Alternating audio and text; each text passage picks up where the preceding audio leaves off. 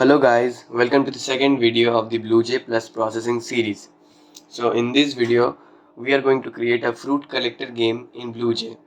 So let's first create our new class and name it fruit collector.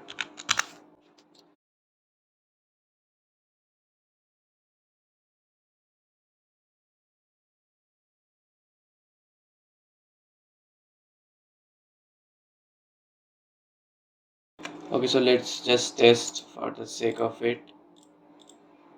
Yeah, windows appearing. So as you can remember, we use the settings method. You know what, I'm just going to copy the code from here.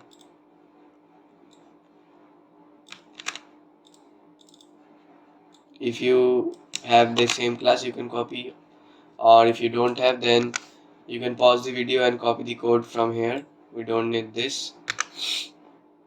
Okay, so this would create a window of size width 800 and height 600, and again we have the setup and draw method which we will use in the future. So let me first tell you the logic of the fruit collector game. We have, let's say, a fruit will randomly spawn within the window. So let's say this full white color canvas is our window, and a fruit will randomly spawn. Once it will spawn here, then it will spawn here, then it will spawn here, then it will spawn here. So first let's do that. Okay, so we will create a variable fruit, let's say fx for the x position of the fruit, fy for the y position of the fruit, and let's say a variable fr, or say fwd for the width of the fruit. So I'll set it to 20 pixels. So this is the width of the fruit. We will draw a circle to represent the fruit, and this is the x and y position of the fruit. So as you can remember from my previous video that this was our x axis or x direction, and this is our y direction. This is this 0 0 position, the top left corner. From here, it's from here at this point the x and y position is 0 0. As we go in this side, the x position increases. As we go in this side, the y position increases. At the bottom most part, the y position is equal to height, which is a variable we can use, and at the rightmost side, our x position is equal to width. This is x position is equal to width. So at the bottom right corner, our x and y would be equal to width and height. So what we need is that we need to create a fruit. Okay, so let me erase this. So what we need is that we need to spawn a fruit. Okay, so we need to spawn a fruit in the whole canvas. So what we will use is that we would say the x position equals to a random number from 0 to width, and we would say the y position is a random number from 0 to height. This will give us a random fruit position in the whole canvas. So let's try it out. First, let's say now we will use the setup method. So we don't want to assign the x and y position of the fruit every frame. We just want to do it once at the start of the game. So we would use the setup method to write that code. So we will say, what we will say is that, say first let me comment it down. Fx is equal to random number between 0 to width, and fy equals to random number between 0 to height. In processing, we have a method called random. This is not the Java's inbuilt random method. When the method we use math.random to generate random numbers, this is the random method of the processing. So this method works a bit differently. What this method does is that you can pass in here an argument. Let's say you can pass in here y, or let's say you can pass in a p, and let's say p is a number. So what this method will return is that this method will return any number between 0 to p. So what we want is that any number from 0 to width. So we will exchange this with width. We will cut this out and we would say fx is equal to random width. So what do you think fy would be? Fy would be random height. So this would do the job. Now let's draw the fruit in our canvas. So we would go to the color picker tool. If you remember from the previous video, just search color picker on Google and this tool will appear. Now I would choose a very whitish color for the background. Let's say 242. So we would write background 242 for assigning the gray color to the background. Now let me choose a color for the fruit. I would choose a reddish color, mattish red color. I will choose this color for the fruit. I'll copy it. I'll go to draw. I'll say fill and I'll say no stroke. If I write no stroke, then there will be no border. No stroke means no border. Gray color background and a red color fill. After this, we would draw a circle. Now we haven't used the circle method before, but listen, the circle method takes 3 arguments: the x position of the circle, the y position of the circle, and the diameter of the circle, diameter or width of the circle. So we have our x as fx, our y as fy, and our width as fwd. So we would write here fx, fy, fwd. So let's now run the code to check it. Our fruit is appearing here. Now let's close and run again. Our fruit is now appearing here. So this is the main logic of the fruit, which is done for now. Now what we'll do is we will make the basket. Now let's see the logic of the basket. Okay, I'll use the brown color for the basket. So what we will have is a circular basket which will follow the mouse position of the player. Now how we would do that, I'm showing, but let's first listen the logic. So let's say I have a basket here and I have a fruit here. Let me choose a proper color. So let's say we have a fruit here and let's say we have a basket here like this. And let's say we can move the basket by using the mouse, and if the basket touches the fruit, we would say that the basket has collected the fruit. So let's first implement this step by step. What we would do is that let's first draw a basket. So let's go here and write float b wd for basket width, and we will let's say it 50. So it's width of the basket. Let's go to color picker and pick a brownish color.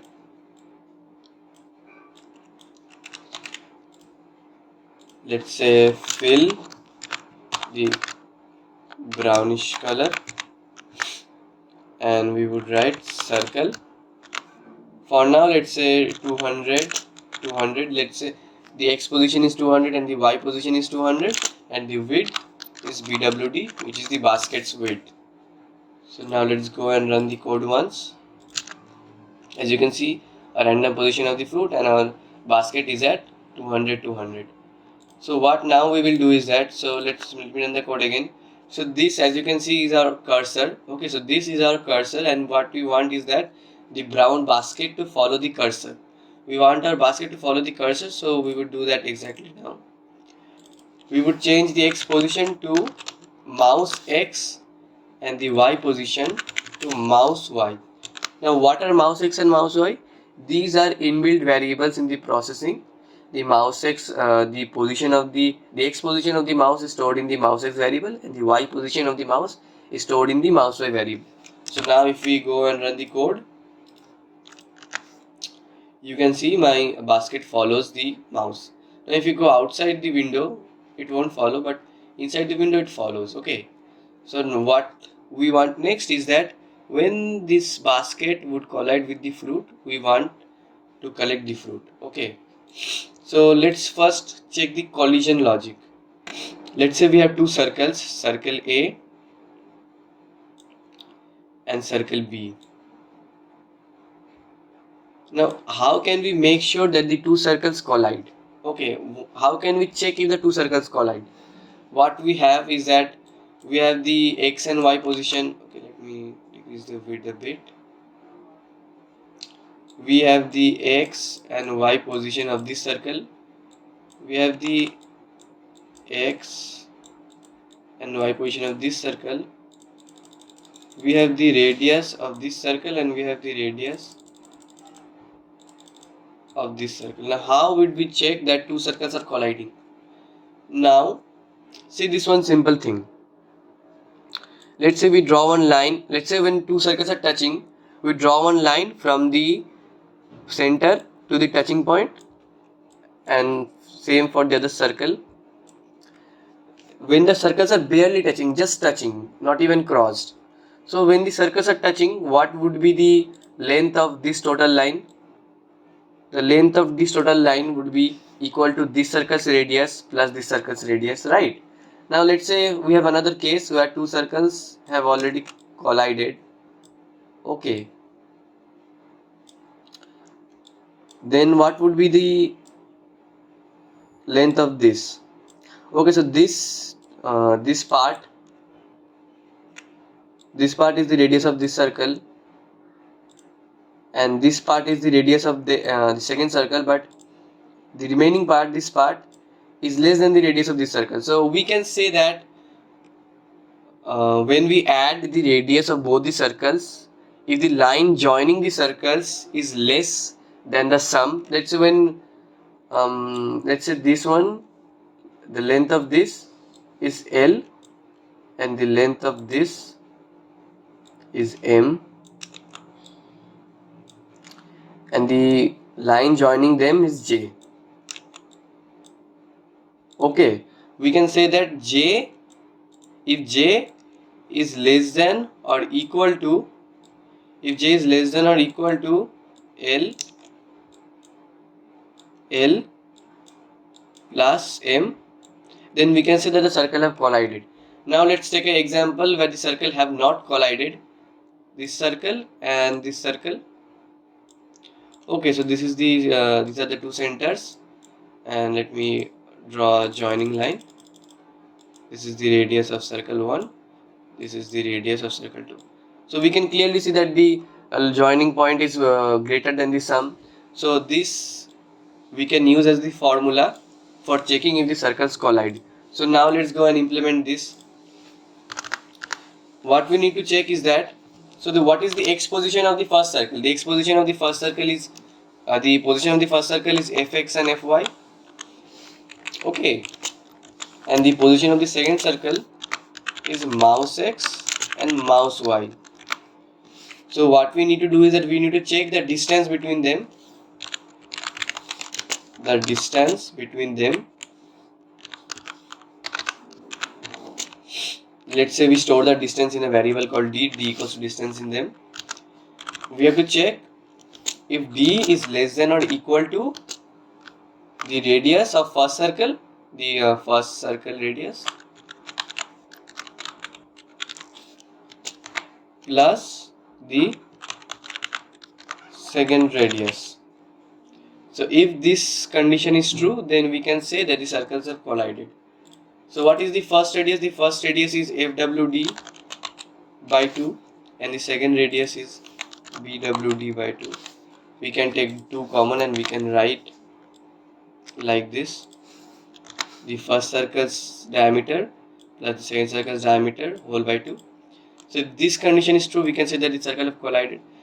Now the thing is, how can we check the distance between them? Now there is a trigonometrical formula or a distance formula. There is a distance formula to check the distance between 2 points, but we already have a method that would do it for us, so we don't need to do that. So we would just say float d is equal to dist, then we write fx fy mouse x, mouse y. So what this is doing is that it is taking the distance between these 2 points and these 2 points and returning it and storing, and we are storing it in this variable. So our this step is done, and then we will do this check. So what we will do is that we will say if d is less than or equal to, I'll just copy from here. Okay, so now we can say that the circles have collided.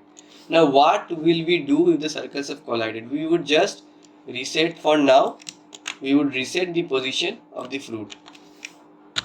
Okay, so let's check once if our logic has been implemented correctly.